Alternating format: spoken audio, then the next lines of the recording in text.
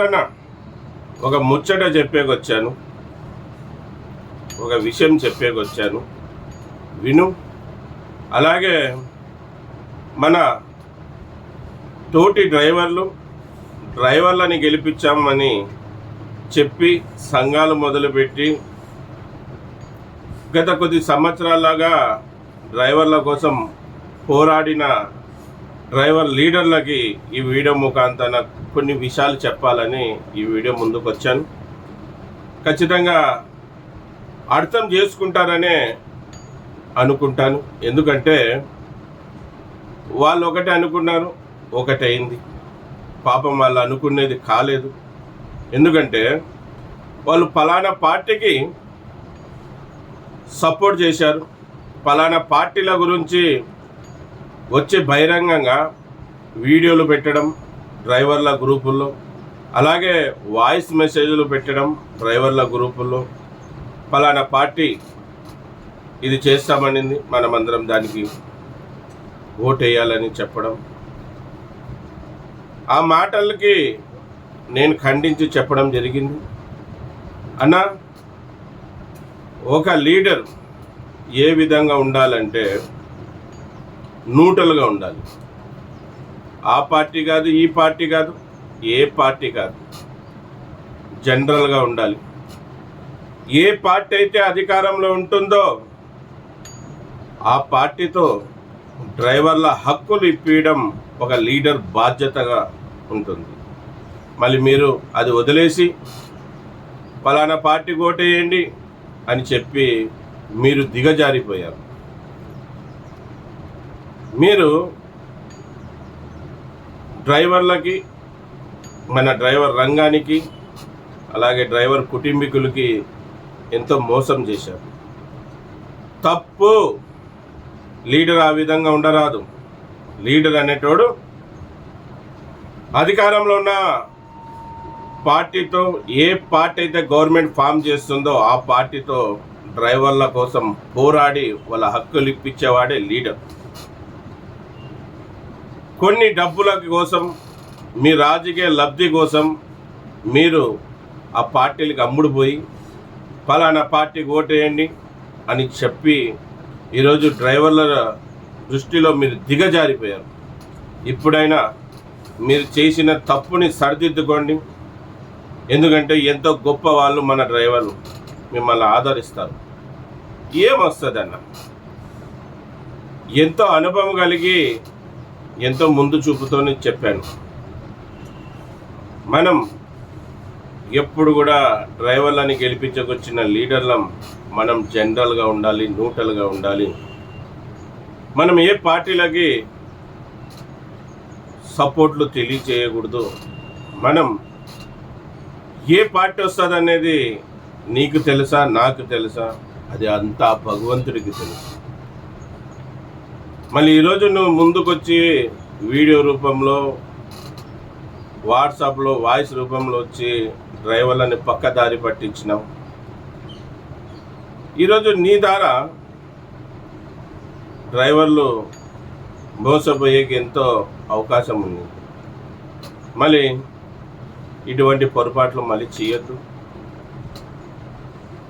చేసిన తప్పుని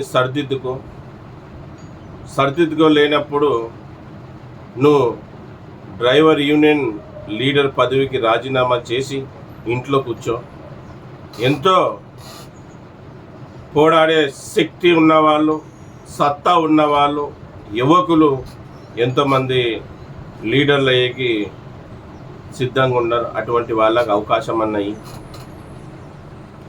నీ మర్యాద పోయేదే కాకుండా నీ సంఘం మర్యాద కూడా తీసుకుంటున్నావు. కనుక నువ్వు యూనియన్ లీడర్ పదవిలోంచి పక్కకు తప్పుకుంటేనే నీకు మంచిది, నీ సంఘానికి కూడా మంచిది.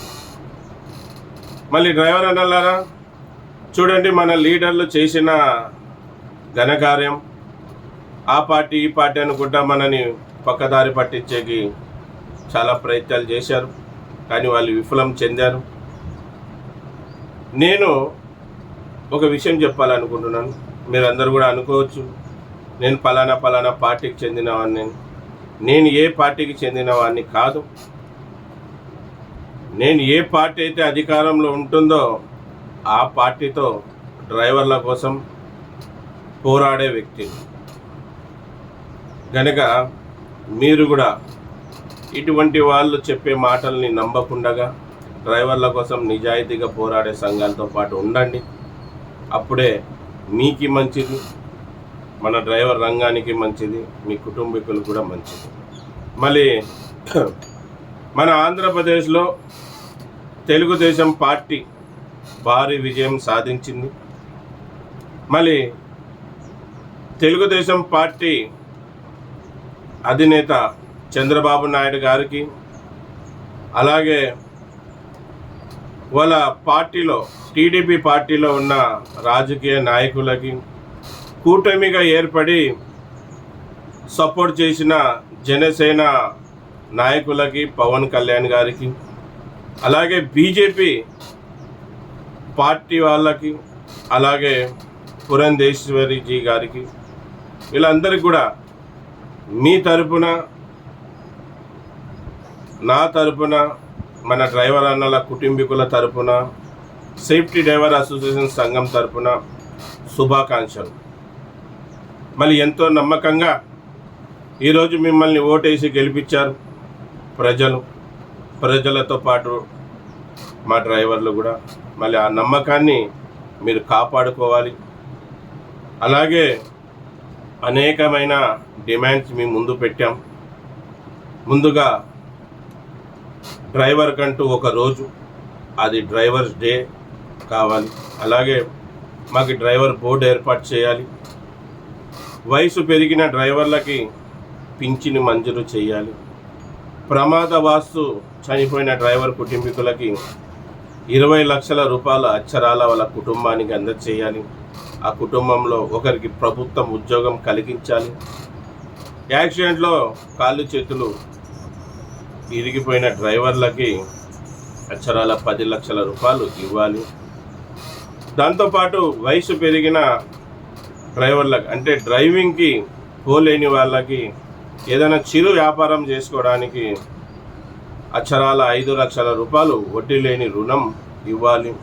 అనేక డిమాండ్స్ ఉన్నాయి. ఊరికి దగ్గరలో, సిటీకి దగ్గరలో డ్రైవర్ కాలనీ ఏర్పాటు చేసి డ్రైవర్లకు ఇవ్వాలి.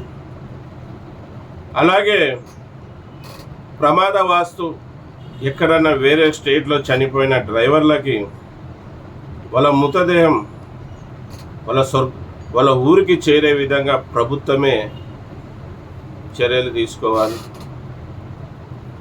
అనేకమైన చాలా డిమాండ్స్ వాళ్ళ ముందు పెట్టడం జరిగింది. అలాగే బీజేపీ ప్రభుత్వం తెచ్చిన నల్ల చట్టానికి వ్యతిరేకంగా ఎన్నో ధర్నాలు, రాస్తారోకోలు చేసి ఆ బిల్లుని ఆపాం. ఆ బిల్లుని కూడా రద్దు చేపించాలి. ఈ విధంగా ఎన్నో మా డిమాండ్స్ ఉన్నాయి. అవన్నీ కూడా పూర్తి చేస్తారని మేము భావిస్తున్నాం. ఖచ్చితంగా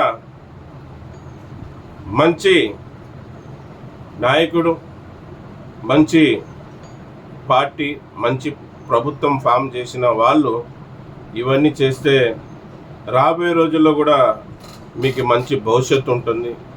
మళ్ళీ మీరు డ్రైవర్ల విషయంలో అలసటగిన నిర్లక్ష్యంగా ఉంటే మళ్ళీ రాబోయే రోజుల్లో మీకు కూడా ఇబ్బందులు తప్పదు. కనుక ఈ వీడియో ముఖాంతరాన ఇవన్నీ చేస్తారని ఆంధ్రప్రదేశ్లో విజయం సాధించిన టీడీపీ పార్టీకి నేను కోరుకుంటున్నాను. చూసారు డ్రైవర్ అన్న, ఈ విషయాలే చెప్పి మీ ముందుకు వచ్చాను. మళ్ళీ మీకు నచ్చినట్టయితే ఈ వీడియోని షేర్ చేయండి, లైక్ చేయండి. నచ్చకపోతే వదిలేయండి అన్న. ఇది మళ్ళీ నా పేరు ఎస్ అన్వర్ బాషా, ఆంధ్రప్రదేశ్ కర్నూలులో ఉంటాను. నేను ఒక డ్రైవర్ని, అలాగే సేఫ్టీ డ్రైవర్ అసోసియేషన్ సంఘానికి ఫౌండర్, అలాగే ప్రెసిడెంట్ అన్న. అందరికి మరోసారి నమస్తే, సలాం అలైకుం, జై భీమ్, జై హింద్, జై డ్రైవర్, జై డ్రైవర్.